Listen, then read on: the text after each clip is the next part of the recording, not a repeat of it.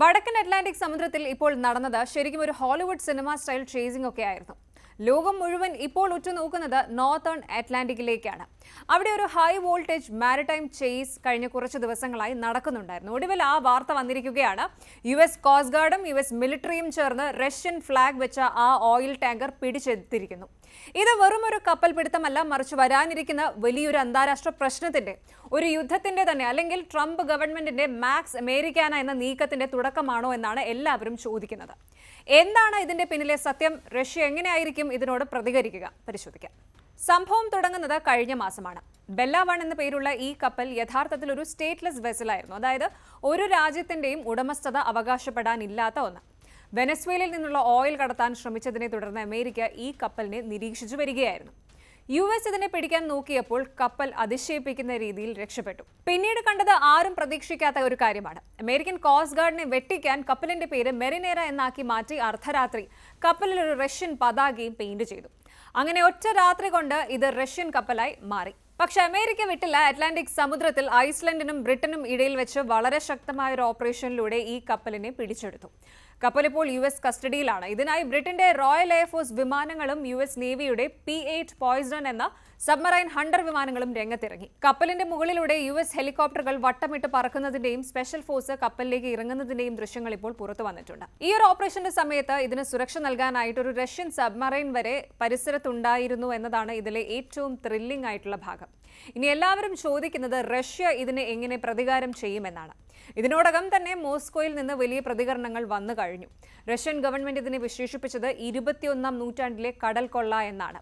അന്താരാഷ്ട്ര നിയമങ്ങൾ പ്രകാരം ഒരു രാജ്യത്തിന്റെ കപ്പൽ അല്ലെങ്കിൽ ഫ്ലാഗ് ഉള്ള കപ്പലിനെ മറ്റൊരു രാജ്യം പിടിച്ചെടുക്കുന്നത് നിയമവിരുദ്ധമാണെന്ന് അവർ വാദിക്കുന്നു.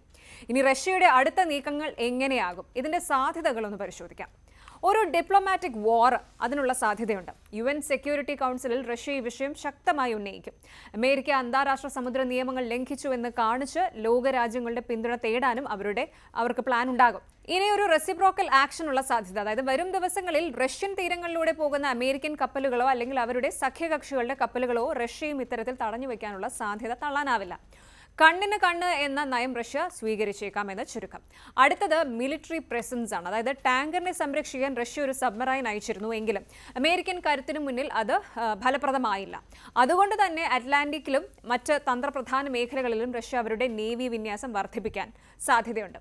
ഈ ടാങ്കർ പിടിച്ചെടുത്തത് റഷ്യൻ അന്തസ്സിന് ഏറ്റ വലിയൊരു തിരിച്ചടിയായിട്ടാണ് അവർ കാണുന്നത്.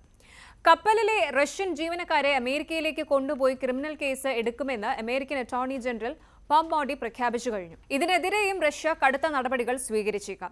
ചില റഷ്യൻ നേതാക്കൾ ഇതിനോടകം തന്നെ കടുത്ത ഭാഷയിൽ സംസാരിച്ചു തുടങ്ങിയിട്ടുണ്ട്. അമേരിക്കയ്ക്ക് ഇതിൽ വലിയ വില നൽകേണ്ടി വരുമെന്നാണ് അവരുടെ മുന്നറിയിപ്പ്. ഈ സംഭവം വെറും ഒരു കപ്പൽ പിടുത്തമല്ല. വെനസ്വേലൻ പ്രസിഡന്റ് നിക്കോളാസ് മദൂറോയെ അമേരിക്കൻ സ്പെഷ്യൽ ഫോഴ്സ് പിടികൂടിയതിന് പിന്നാലെ ലോകത്തിന് നൽകുന്ന ഒരു സന്ദേശമാണിത്.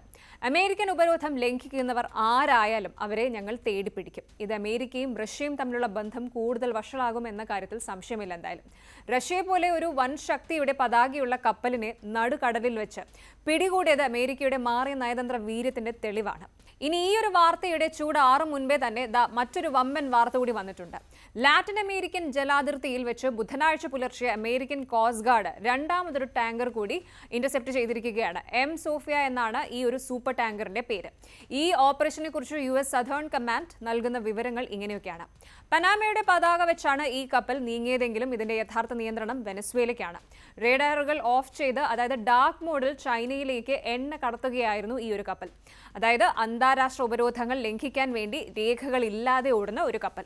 ജനുവരി ആദ്യവാരം വെനസ്വേലയിൽ നിന്ന് പുറപ്പെട്ട ഈ കപ്പൽ ചൈനയിലേക്കായിരുന്നു ലക്ഷ്യം വെച്ചിരുന്നത്. പിടിക്കപ്പെടാതിരിക്കാൻ വേണ്ടി കപ്പലിലെ ട്രാൻസ്പോണ്ടറുകൾ ഓഫ് ചെയ്ത്, അതായത് റേഡാറുകളിൽ പെടാതെ ഡാർക്ക് മോഡിൽ ആയിരുന്നു ഇതിന്റെ യാത്ര. പുലർച്ചെ സൂര്യോദയത്തിന് മുൻപ് നടന്ന മിന്നൽ നീക്കത്തിലൂടെയാണ് US മിലിറ്ററി ഈ കപ്പൽ വളഞ്ഞത്.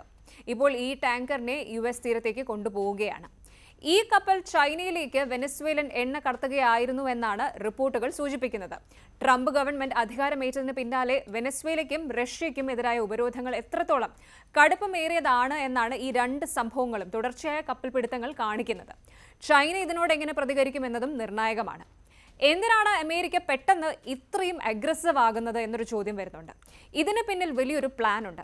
ഏതാനും ദിവസങ്ങൾക്ക് മുൻപാണ് കാരക്കാസിലെ പ്രസിഡൻഷ്യൽ കൊട്ടാരത്തിൽ നിന്ന് വെനസ്വേലൻ പ്രസിഡന്റ് നിക്കോളാസ് മദൂറോയെ അമേരിക്കൻ സ്പെഷ്യൽ ഫോഴ്സ് ഒരു റെയ്ഡിലൂടെ പിടികൂടിയത്. മദൂറോയുടെ സാമ്പത്തിക സ്രോതസ്സുകൾ പൂർണ്ണമായും അടയ്ക്കുക എന്നതാണ് അമേരിക്കയുടെ ലക്ഷ്യം. വെനസ്വേലയുടെ ക്രൂഡ് ഓയിൽ കയറ്റുമതി തടയുന്നതിലൂടെ ആ രാജ്യത്തെ സാമ്പത്തികമായി തകർക്കാനാണ് ട്രംപ് ഭരണകൂടം ശ്രമിക്കുന്നത്. ഇതിന്റെ ഭാഗമായാണ് കടലിൽ കാണുന്ന സംശയാസ്പദമായ എല്ലാ ടാങ്കറുകളെയും US ഇപ്പോൾ വേട്ടയാടുന്നത്. ഈ നീക്കങ്ങൾ ലോകത്തെ ഒരു മഹായുദ്ധത്തിന്റെ വക്കിലെത്തിച്ചിരിക്കുകയാണ്. ഒരേ സമയം റഷ്യയെയും വെനസ്വേലയും ലക്ഷ്യമിട്ടുള്ള ഈ സൈനിക നീക്കങ്ങൾ ലോകത്തെ മറ്റൊരു വലിയ പ്രതിസന്ധിയിലേക്കാണ് തള്ളിവിടുന്നത്. അമേരിക്കൻ തീരത്തേക്ക് എത്തിക്കുന്ന ഈ കപ്പലുകളിലെ കോടിക്കണക്കിന് രൂപയുടെ എണ്ണ അമേരിക്ക കണ്ടുകെട്ടാൻ സാധ്യതയുണ്ട്. ഇതിനെതിരെ റഷ്യയും ചൈനയും ചേർന്നൊരു സൈനിക സഖ്യം രൂപീകരിക്കുമോ എന്നാണ് ഇപ്പോൾ നയതന്ത്ര വിദഗ്ധർ ഭയപ്പെടുന്നത്. റഷ്യൻ പതാകയുള്ള കപ്പൽ പിടിച്ചെടുത്തത് റഷ്യൻ അന്തസ്സിനേറ്റ മുറിവാണ്. റഷ്യ എങ്ങനെ പ്രതികരിക്കും? ചൈന മൗനം പാലിക്കുമോ? അമേരിക്കയുടെ ഈ പവർ പ്ലേ ലോക സമാധാനത്തെ എങ്ങനെ ബാധിക്കുമെന്ന് നമുക്ക് കാത്തിരുന്ന് കാണാം. കൂടുതൽ വാർത്തകൾക്ക് News 18 Keralam YouTube channel subscribe ചെയ്യുക.